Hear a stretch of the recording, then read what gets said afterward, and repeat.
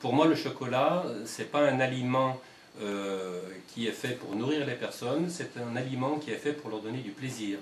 Hein, je vous ai expliqué que lorsque vous prenez un carreau de chocolat, ce n'est pas par la faim que vous allez le prendre, mais par le plaisir qu'il va vous donner. Le chocolat, il intervient au niveau cérébral, au niveau de la structure qu'on appelle du plaisir, par la sérotonine, qui est un médiateur, dont le chocolat contient un précurseur qui est la phénylalanine. Et cette structure du plaisir, elle permet à la personne d'avoir une satisfaction.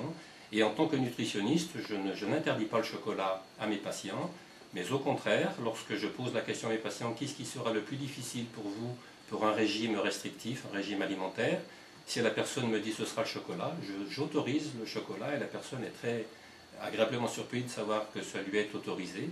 Et on prend un contrat avec cette personne pour savoir quelle quantité de chocolat elle peut raisonnablement prendre la journée pour pouvoir faire son régime. Et en général, on tombe d'accord sur 1 ou 2 carreaux dans la journée.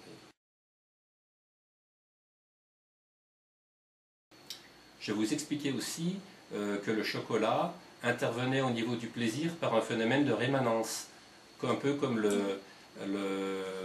l'alcool, le vin, hein, le café dont je parlais, ainsi que le tabac, parce que ce sont des structures, des produits qui, lorsqu'ils interviennent au niveau de la langue, laissent une rémanence, donc collent un petit peu sur la base de la langue, et laissent une permanence, une persistance du plaisir qui dure plusieurs minutes après la consommation. Et on peut remarquer que, je le disais tout à l'heure, lorsque vous vous brossez les dents, après avoir pris du chocolat, ben vous rincez un petit peu noir. Celui qui est fumeur rince un petit peu gris. Et celui qui prend du vin rouge, parce qu'il y a du tanin dedans, se brosse un petit peu avec une salive un petit peu rouge. Et on peut remarquer que tous ces produits sont susceptibles de donner une dépendance, hein, de créer un petit peu comme une drogue. Et on sait que le chocolat peut donner une chocolatomanie, qui est donc une addiction, hein, sur cette substance.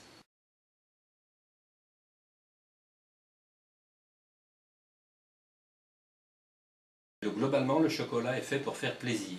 Tout ce que vous lirez sur le magnésium, sur d'autres éléments, ce sont des choses très secondaires.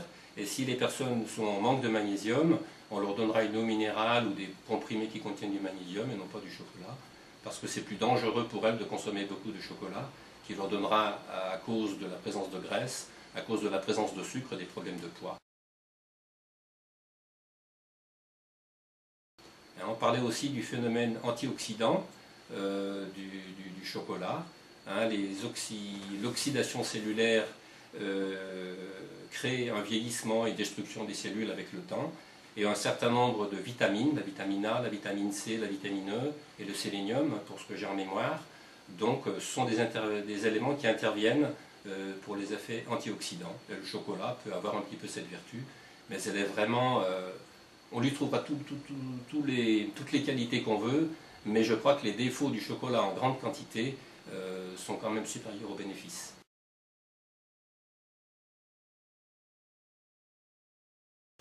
Donc globalement, le chocolat, il est fait pour être consommé en petite quantité.